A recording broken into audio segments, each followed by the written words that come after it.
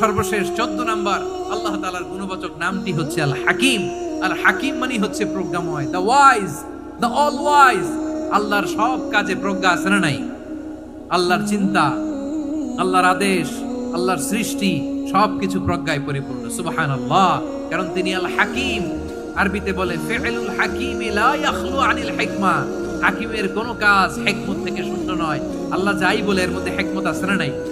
আল্লাহর এই কোরআনের ভেতরেও হিকমত আছে না নাই?